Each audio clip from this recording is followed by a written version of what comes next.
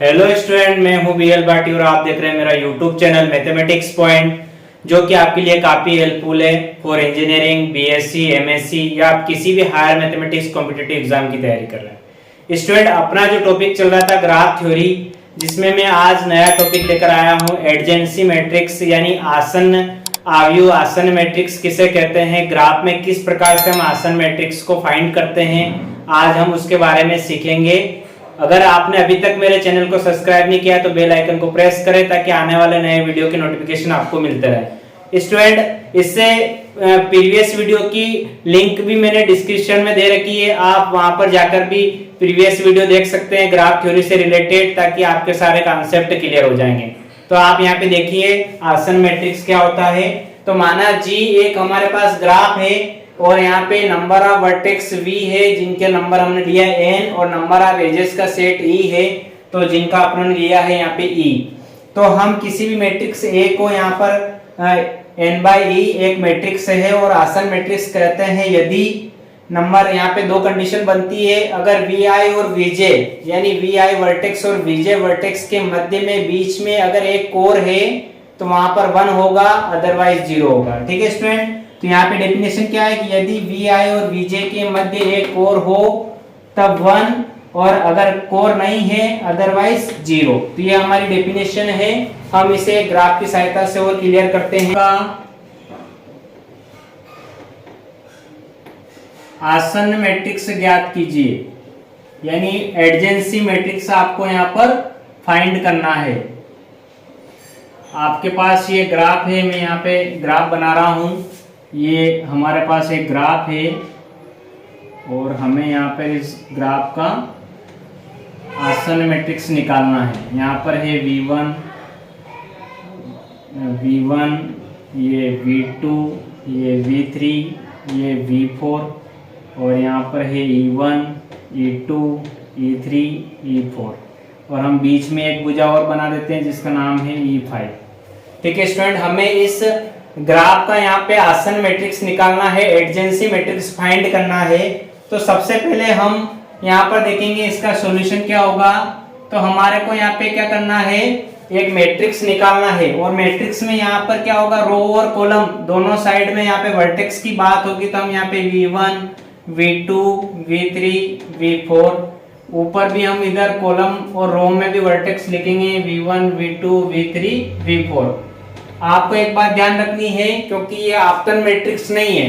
आवर्तन मैट्रिक्स में रो मतलब यहाँ पे एक आवर्तन मैट्रिक्स की अगर हम बात करें तो उसमें एजेस भी शो होती है और यहाँ पर वर्टेक्स भी शो होता है, लेकिन ये एडजेंसी मैट्रिक्स है, आसन्न मैट्रिक्स है, जिसमें केवल दोनों साइड आपको यहाँ पर वर्टेक्स की बात करनी है, शीर्ष को लिखना है। ठीक है, अगर आपने आवर्तन मैट्रिक्स को नहीं पढ़ा तो आप डिस्क्रिप्शन में जाइए, लिंक पे क्लिक कीजिए, वहां से आप उसके बारे में और डिटेल में देख सकते हैं। तो यहाँ पर हम आसन्न मैट्रिक्स की बात कर रहे हैं, तो हमें यहाँ पर क्या करना है, इधर कॉलम में और उधर रो में भी हमने वर्टेक्स को लिख लिया है, शीर्ष को लिख लिया है। अब हमें क्या करना है, यहाँ पे देखना है क्या V1 और V1 के बीच में कोई भी वर्टेक्स है, तो सेम शीर्ष, अगर एक ही शीर्ष की बात करें, एक ही वर्टेक्स की बात करें, तो वहां पर कोई कोर नहीं बनती है, तो यहाँ पे 0 हो जाएगा। और V1 और V2 के बीच में भुजा है, तो दिख रही है एक वर्टेक्स एक कोर है हमारे पास में, यहाँ पे एजेस, तो यहाँ पे 1, और आप V1 और V2 के बीच में बात हो रही है, तो ये V1 और V2 के बीच में एक भुजा है, इसलिए यहाँ पे कितना आ रहा है, 1 आ रहा है। ठीक है, और यहाँ पे देखिए अब फिर वहां से क्या लेंगे हम, V1 और V3, तो V1 यहाँ पर है, V3 यहाँ पर है, तो यहाँ पर इन दोनों के बीच में एक भी भुजा नहीं है, तो 0। फिर V1 और V4, तो V1 और V4 इधर है, यहाँ पे E4 बन रहा है, तो यहाँ पे 1 आ जाएगा। ठीक है, अब V2 से देखना है क्या V2 और V1 के बीच में भुजा है, तो यहाँ पर दिख रही है ये E1, तो यहाँ आ जाएगा 1। V2 और V2 पे कोई भुजा नहीं होती है, 0। V2 और V3, तो यहाँ पर एक भुजा है, 4 है, एजेस है, तो 1। V2 और V4, तो यहाँ पर बीच में भी एक भुजा है, तो 1। V3 और V1, तो V3 और V1 आप देखो यहाँ पर कोई भी एजेस नहीं है, तो अगर इनके बीच में कोई एजेस नहीं हो, जिन वर्टेक्स के बीच में अगर कोई भी एजेस नहीं है, तो वहां पर हमें क्या लिखना है, 0 लिखना है। तो स्टूडेंट यहाँ पर V3 से V1 में हमारे पास कोई भी वर्टेक्स नहीं है, आप देख सकते हैं V1 से V3 में कोई वर्टेक्स नहीं है तो 0। V3 से V2, तो V3 से V2 में हमारे पास एक वर्टेक्स है ऊपर, तो यहाँ पे 1 आएगा। V3 से V3 तो सेम वर्टेक्स पे कोई भी एजेस नहीं होती, कोई भी भुजा नहीं बनती है तो 0। V3 से V4 की बात करते हैं, V3 से V4 दिख रहा है हमारे पास एक एजेस है तो 1। अब V4 से V1, तो V4 यहाँ पर है, V1 इधर है, तो यहाँ पर एक भुजा बन रही है तो 1 आएगा। V4 से V2, तो V4 से V2 के बीच में एक एजेस है, एक भुजा है, कोर है तो 1। V3 से V4 के बीच में भी यहाँ पर एक कोर है तो यहाँ पे 1, और V4 पे कोई कोर नहीं होगी तो 0। तो कहने का मतलब ये है कि आसन मैट्रिक्स में हमें दोनों शीर्षों के बीच में देखना है। अगर दोनों शीर्षों के बीच में अगर कोई भी भुजा कोर है तो 1, अदरवाइज 0। ठीक है स्टूडेंट, तो आपको यहाँ पे ये समझ में आ गया होगा। अब मैं इसी में आसन मैट्रिक्स में अब हम लेते हैं बहुग्राफ। मल्टीग्राफ में कैसे आसन मैट्रिक्स को निकालते हैं वो सीखते हैं। स्टूडेंट यहाँ पर आप बहुग्राफ में देखिए आसन मैट्रिक्स की क्या डेफिनेशन होती है। यहाँ पर हमारे पास एक ग्राफ है और उसमें n बाय n नाम का एक मैट्रिक्स होगा। यहाँ पर n जो है वर्टेक्स की संख्या है। तो कहने का मतलब इस बहुग्राफ में आसन मैट्रिक्स में क्या होता है कि अगर कोई भी दो वर्टेक्स है vi और vj, अगर उनके बीच में नंबर ऑफ एजेस, जितने नंबर ऑफ एजेस होगी उतना उसका आंसर आएगा। अगर किसी दोनों वर्टेक्स के बीच में मान लो 2 एजेस है तो यहाँ 2 आएगा। अगर नंबर ऑफ वर्टेक्स के बीच में 3 एजेस है तो यहाँ पे 3 आएगा। तो कहने का मतलब यहाँ पे जितने दोनों दोनों वर्टेक्स के बीच में जितनी कोरे होगी, जितनी भुजा होगी, वो संख्या यहाँ पे आएगी। अगर मान लो कोई भी नंबर आपको एजेस नहीं है, यानी दोनों वर्टेक्स के बीच में अगर कोई भी कोर नहीं है तो अदरवाइज करके हम क्या लिखेंगे, 0 लिखेंगे। तो आप इसे अच्छे से समझें। बहुग्राफ में आसन्नता मैट्रिक्स ज्ञात करना है। आसन्नता मैट्रिक्स, एडजेंसी मैट्रिक्स ज्ञात कीजिए। और ये हमारा ग्राफ है यहाँ पे इस प्रकार, आप देखिए ग्राफ यहाँ पर, ये ग्राफ है हमारा।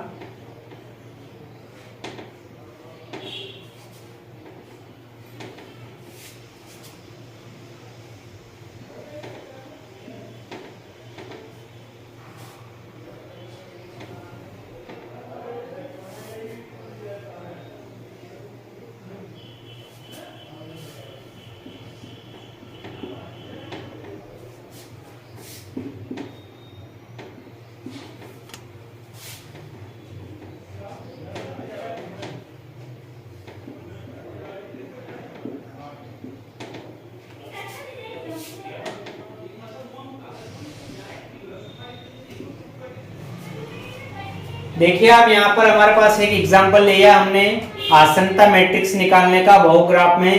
तो ये हमारे पास एक मल्टीग्राफ है। अब हम इसका आसन्नता मैट्रिक्स निकाल रहे हैं।